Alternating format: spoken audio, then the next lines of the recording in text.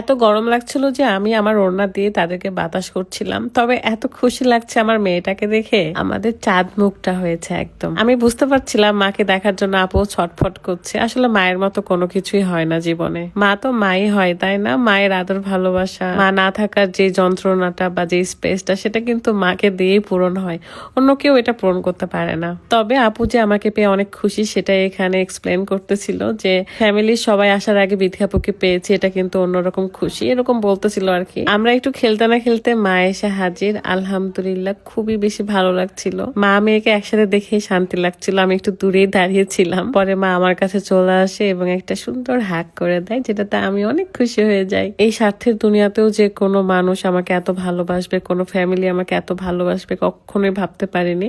নিঃস্বার্থ ভালোবাসা আজও বেঁচে আছে দেখে পৃথিবীটা টিকে আছে। আমি এই লিমাপুর ঋণ এবং আমার মায়ের ঋণ কোনো দিনই শোধ করতে পারবো না। আল্লাহ তাদেরকে অনেক ভালো রাখুক। আমরা সবসময় সিয়ামের রুম এসে দখল করিয়া সিয়াম দোতলায় যে থাকে, এখানে রাতের একদম জামাই আদরে একটুকুও কমতি হয় না। ফ্যামিলি সবার জন্য রাজশাহী থেকে অনেক কিছু নিয়ে এসেছিলাম। এটা হচ্ছে আপু আসার পরের দিনের ঘটনা। সবাই আমরা অনেক টায়ার্ড ছিলাম, ইফতারি করে সবাই যে যার মতো ঘুমিয়ে পড়ি, এবং পরের দিনের কাহিনী এটা। আপনারা হয়তো ভাবছেন যে বেবির মুখ কবে দেখবেন। ইনশাল্লাহ বাবুর মুখ আমরা খুব তাড়াতাড়ি দেখাবো, সবাই দোয়া করবেন। নেক্সট এর ভিডিওগুলো কিন্তু খুবই ভালো ভালো আসতেছে। সবাই ভালো থাকবেন, সুস্থ থাকবেন। আল্লাহ হাফেজ, আসসালামু আলাইকুম।